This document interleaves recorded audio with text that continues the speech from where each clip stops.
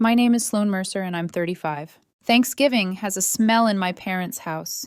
Nutmeg and furniture polish and the faint metallic tang of things we don't say. I parked 2 houses down so we could leave fast if we needed to. That's our rule. 1 hour, maybe 90 minutes if the air stays kind. Maya, 13, sat beside me, tracing circles on her fidget ring. Plan A? She asked. Sit near the hallway, I said. You can take breaks. I've got mints and orange oil. Plan B? Breathing together in the car. She nodded, counting quiet numbers I couldn't hear. Progress is boring from the outside. From the inside, it feels like architecture. Inside, my sister Paige arrived in a cream sweater and a voice that filled corners. Her son Caleb, all height and smirk at 17, brushed past me. Sup, Aunt Algorithm? He said, like he was patting a dog. I trade boring, I said. You'll love it when you need boring. He looked at Maya. Still doing the hyperventilating cosplay, or is that cured? Maya went still. I touched her shoulder.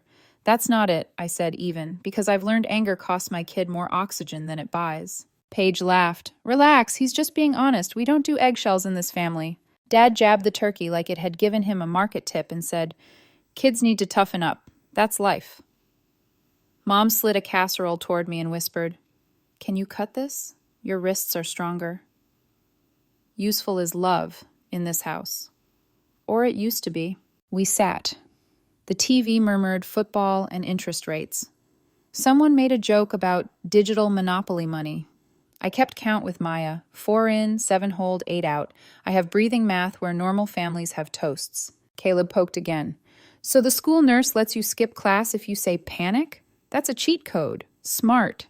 Maya's fork ticked against the plate. Her eyes were big, the color thinning around her mouth. Hallway? She whispered. Let's go, I said, already standing. Paige tilted her head. Faux concern lacquered onto the shape of a smile. She raised her voice so it could travel. Your daughter's too sensitive. My son was just being honest. Silence slid across the table like a tablecloth. For once, Dad didn't fill it. Mom blinked as if someone had turned the lights too bright. Caleb grinned like he'd scored. You're right, I said to Paige, steady. She's sensitive to disrespect. I helped Maya into her coat. The smallest sounds get loud when you've decided. The chair leg scraping, the zipper snagging, the TV commentator saying unforced error, as if he were narrating our life. We walk through the living room past framed photos where I am always a little out of focus. The front door let in clean, cold air. The porch boards remembered every footstep we'd ever made here. In the car, Maya pressed the vent to her cheeks. I'm sorry, she said, automatic. You don't apologize for protecting yourself, I said. Not to me, not to anyone. We drove with the radio low. I counted the red lights to keep my own hands soft on the wheel. Ethan, my boyfriend, texted once at a stop. You okay? I thumbed back, choosing my kid. His red receipt appeared like a small lighthouse. Proud of you. Call later? Sienna, his ex, still moves through our friend group like perfume no one admits they're wearing. She'd say I was overdramatic. She'd say honesty is free. She's never paid the bill for it. At home, the routine unfolded itself. Warm shower, soft hoodie, weighted blanket, a boring baking show muttering about caramel threads while we breathed in time. When Maya's breath stretched into sleep, that's when the house's quiet changed shape, from fragile to functional. My phone lit the room with the old choreography. Mom, you embarrassed us. Dad, always a scene with you. Paige, Caleb was joking. You're raising a porcelain doll. Then a separate text, crisp as a bill. Also, why isn't the grocery card going through? This is unreal. On the calendar, late November. In my notes, the PDF I sent in August, warning that on January 1st, I'd step back from family expenses, phone lines, utilities, the temporary grocery card that became permanent by habit. I'd set a deadline because deadlines feel fair. Something clicked into place that had nothing to do with anger. Deadlines are for people who respect clocks. I opened my laptop at the kitchen table.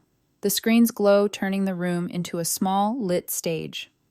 I logged into the systems I had built like scaffolding around a house that refused to hold its own weight. Family phone plan. Port my parents to a temporary account in their names. Paid for 60 days, so no one could accuse me of cruelty. Remove Paige and Caleb's lines at midnight with a clear path to sign up themselves. Utilities. Cancel Paige's auto pays. Screenshot account numbers and due dates. Email them with subject line, account details plus next steps. Grocery card. Close. Zero balance. Final statement attached. I wrote what I should have been saying out loud for years. Facts and a boundary. No threats, no insults, numbers, dates, decisions. I hit send at 9:41 p.m. At 10:03, Paige started calling. Then again. 21 times in 3 hours. Finally, I picked up once to stop the sound from owning the room. "What did you do?" she demanded. I could hear the beeps of self-checkout. The thing I said I'd do. "I have a cart full of food. I look insane." "You said it evens out," I said. "It doesn't. Caleb needs lunch tomorrow." "Then pay with your card." "It's maxed," she snapped, then tried to swallow it. Because of the holidays." "I'm not your credit limit," I said. "I'm your sister." "You're a monster." A breath, then sharp as glass. "And your daughter." "If you say one more word about my kid," I said, voice low, "we're done for a long time." Silence. Then the hard click of someone slamming a door with their thumb. I opened the family group chat and typed it plainly. "This isn't revenge. This is closure. I've paid quietly for years. I won't anymore. Mom, Dad, you have a 60-day bridge on your lines." Paige. Logins and due dates are in your email. Going forward, respect is the price of admission to me and Maya.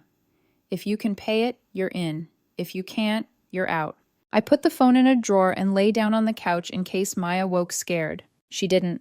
We both slept. Morning smelled like oatmeal and the ordinary holiness of not bracing for impact. Maya stirred 6 blueberries into her bowl the way she always does, in pairs. "Are we going to Grandma's later?" she asked, testing the air. "Not today," I said. "We'll do our own dessert."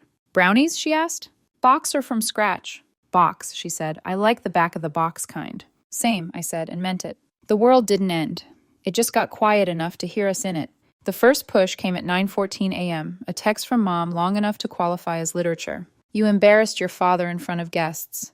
You made your sister cry on a holiday. This isn't what a daughter does."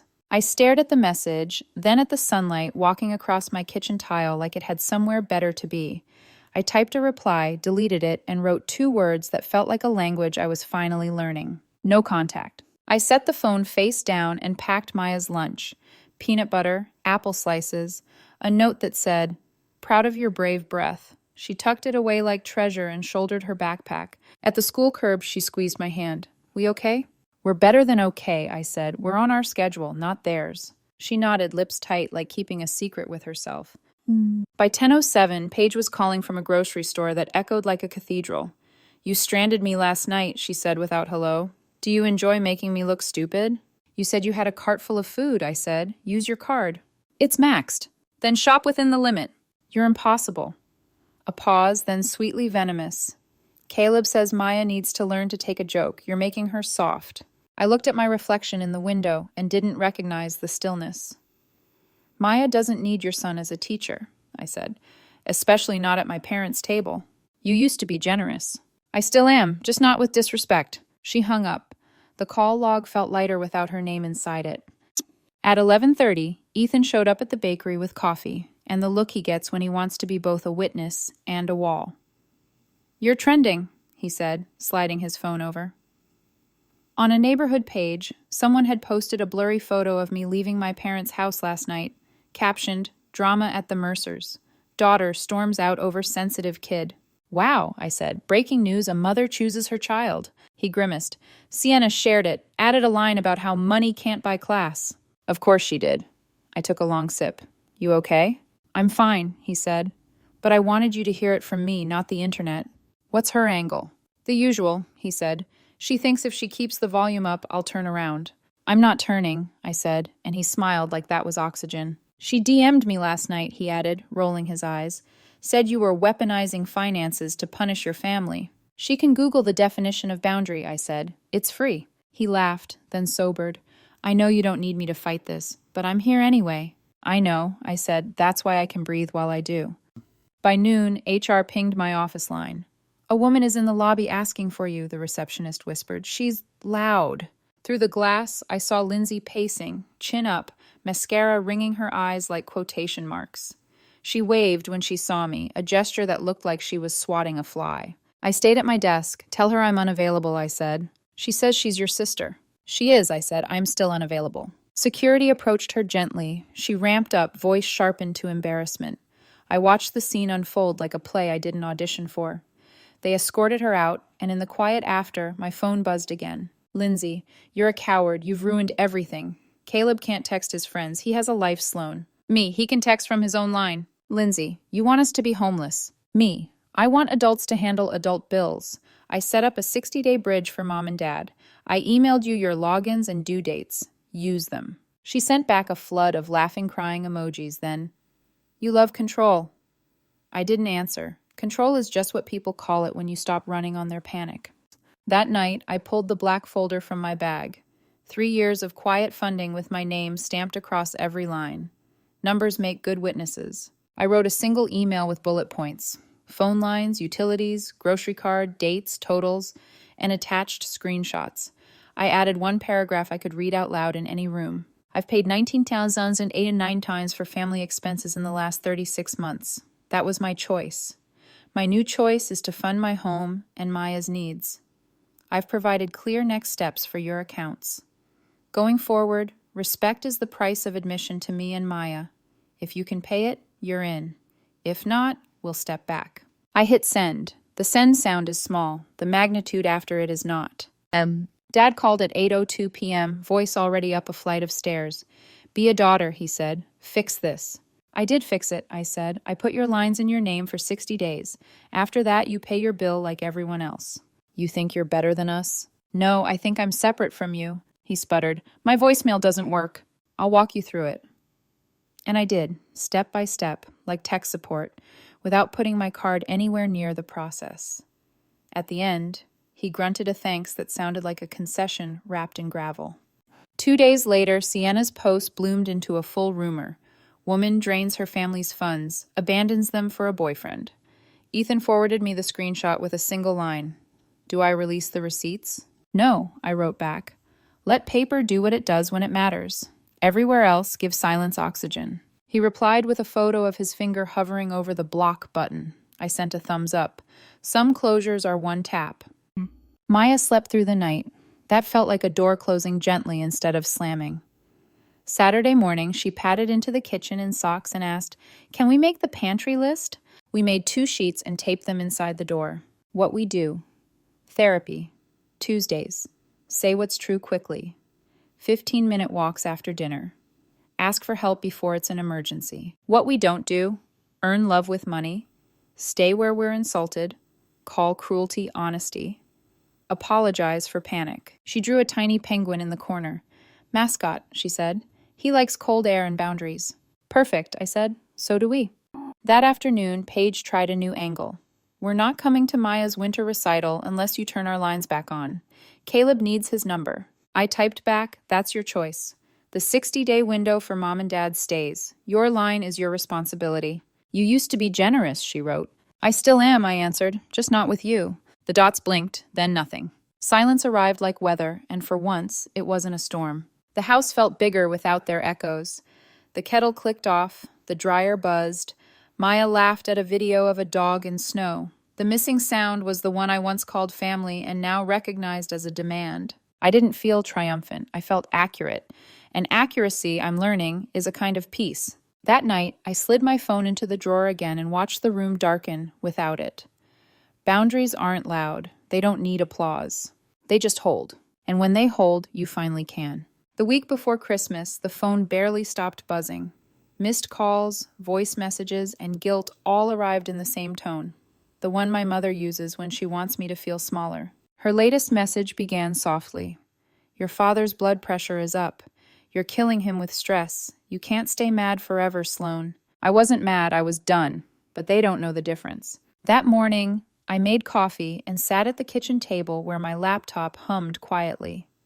Maya's school permission slip lay beside my cup. The only bill on the counter was ours. No panic, no overdraft, no hidden family debts, just my life. And that was new. At noon, Paige called again, voice syrupy and sharp. You win, she said before I could speak. Mom's crying every day. Dad won't eat. Caleb's embarrassed. I didn't know hunger and tears were payment options, I said. She hissed, You think you're so clever cutting us off. Family doesn't do that. Family doesn't mock a child's panic attack either, I said evenly. God, you're still on that? I'll be on that until it stops happening.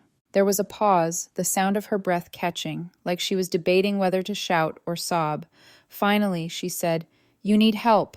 "I got it," I said, and hung up. Later that day, I met Ethan at a small diner near the bakery. He looked at me across the booth like he was taking inventory. "You look steady," he said, "but your shoulders haven't dropped since Thanksgiving." "They might be stuck that way," I said. He smiled, then frowned. "Sienna tried to reach me again. She's saying your sister's telling people you drained their accounts out of spite." I stirred my tea. "Let her. The truth has timestamps." He nodded. "You sure you don't want me to post the receipts? Screenshot everything?" "No," I said. "This isn't a press conference. It's a detox." Ethan reached across the table and squeezed my hand. "You're terrifying when you're this calm." "Good," I said. "They've only seen me exhausted." That night, after closing, I found Maya in the kitchen taping 2 new boxes to the pantry list. What we add: brownies on Tuesdays.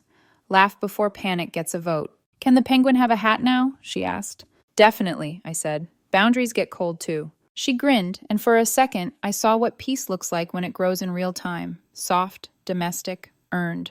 The next morning, Dad called. "I need to check my voicemail," he barked. "You broke it when you switched our lines." "It's a new carrier," I said calmly. "Press and hold one." He grumbled, the rustle of a newspaper in the background. "Why can't you just fix it? You always fix things." "I'm teaching you to do it yourself." He scoffed. "You think you're better than us?" "No," I said. "I think I'm separate from you." He went quiet long enough that I thought he'd hung up. Then softer, "Your mother's making stew." "Tell her I hope it turns out well," I said. He didn't say goodbye. He never does. That evening, Paige switched tactics again. Her voice suddenly lighter, like nothing had ever happened. "Caleb's Christmas concert is Friday. You should come." "I can't," I said. "We have Maya's art show." "Oh, right, the Anxiety Project." I exhaled slowly. "It's a mixed media piece about breathing through storms. You might learn something." She laughed, but it cracked halfway through. "You're really not turning the phone lines back on?" "No." "Even for Mom?" "She has her own account now." "So that's it? You're proud of yourself?" "I'm peaceful," I said. "There's a difference." She hung up, and I didn't call back. Over the next week, the noise began to dim. The space between calls stretched, and in those gaps, life grew.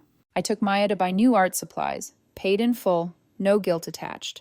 We watched baking shows, rated Christmas lights on our walks, and argued gently about whether crooked reindeer deserved extra points for effort. Inside that quiet, I realized my peace didn't depend on their apology. It depended on my silence. Christmas Day, I got one text from Mom. "A family should be together today." I replied, "We are, me and Maya." She didn't answer, and I didn't expect her to. Later that evening, Ethan came over with takeout and a small gift bag. Inside was a silver charm in the shape of a tiny lock. "Closure," he said simply. "It's beautiful," I whispered. "You don't have to use it for us," he added. "Just remember, you hold the key." I laughed softly. "You're starting to sound like my therapist." "She sounds smart," he said. "Terrifyingly." We ate in the warm quiet. Outside, the streetlights flickered over fresh snow. For the first time, the silence didn't feel empty. It felt earned. The next morning, a letter slid under my door. The handwriting was careful, unfamiliar. Paige. I said cruel things about Maya. I thought I was teaching her toughness. I was just being cruel. I'm sorry. It wasn't perfect. It didn't erase anything. But it was something. Maya read it over breakfast, then looked up at me. "Does this mean we forgive her?" I thought about it. "It means we start by not carrying it." Maya nodded. "The penguin would like that." I smiled. So do I. The new year came in quietly. No fireworks, no countdowns. Just the soft pop of brownies in the oven and Maya humming off key to a playlist she made called Calm Chaos. On January 1st, my last family autopay rolled off my card. No speeches, no declarations, just a click, a sigh, and space. For the first time in years, I didn't owe anyone an explanation. 2 days later, my phone buzzed with a new email. Subject line, about Thanksgiving. Paige. I hesitated before opening it. Old reflex, half dread, half curiosity. Her message was short, not her usual wall of blame. I said awful things about Maya. I thought I was making her stronger. I was making myself feel superior. I'm sorry. It's been a hard year. I don't expect forgiveness, but I'd like to try again. Maybe coffee? Just us. No Mom, no Dad, no Caleb. No excuses, no manipulation, just words that didn't twist. It startled me more than any insult ever had. I called Ethan. "She wants to meet." He paused. "Do you want to?" "I don't know," I admitted, "but I want Maya to see what repair looks like, even if it's slow." He smiled through the phone. Then go slow. Slow can still be forward. We met 3 days later at the park near the elementary school. Neutral ground. It was cold enough that the benches bit through our coats. Paige looked smaller without her audience, her hair pulled back, her phone face down. Maya sat beside me, silent but present, twisting her fidget ring once, twice, 3 times. I don't expect you to forget, Paige started. I just didn't understand. I thought I was being honest. I was cruel. Maya nodded, eyes steady. I have panic disorder, she said. It's not a personality flaw. Paige blinked, her breath visible in the air. You're right, it's not. I'm sorry.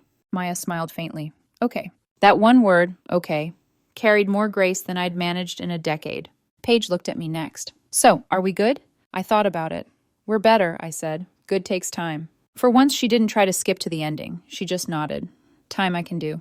It wasn't reconciliation. It was recognition. The kind that doesn't need witnesses or applause. A week later, Mom sent a photo of the dog in a sweater and a text that said, "He misses you girls.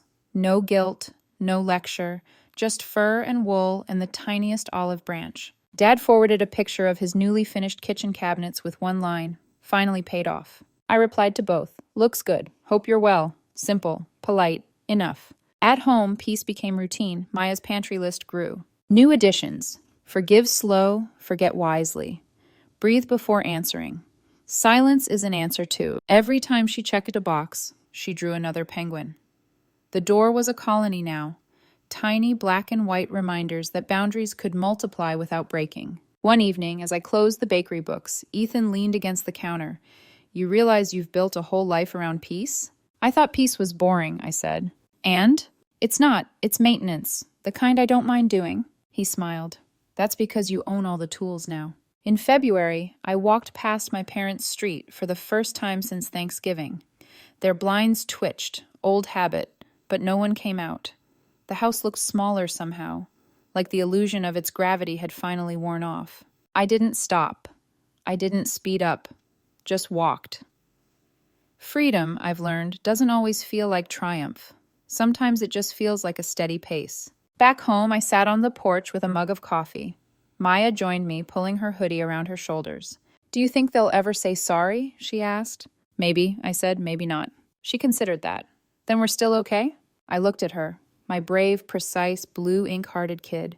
We were always okay. We just had to stop paying rent in someone else's version of love. She nodded, satisfied. The penguin would agree. We sat there as the sky softened from gray to gold. People think closure is loud, a speech, a slam, a final scene. But closure, for me, was quieter. A clean bill in my own name. A family thread left unread. A daughter who sleeps through the night. It looked like brownies cooling on a Tuesday and a penguin on a pantry door. It sounded like a house breathing. Steady, self-funded, unborrowed. I don't keep score anymore, I just keep peace. And peace, it turns out, has the best interest rate of all.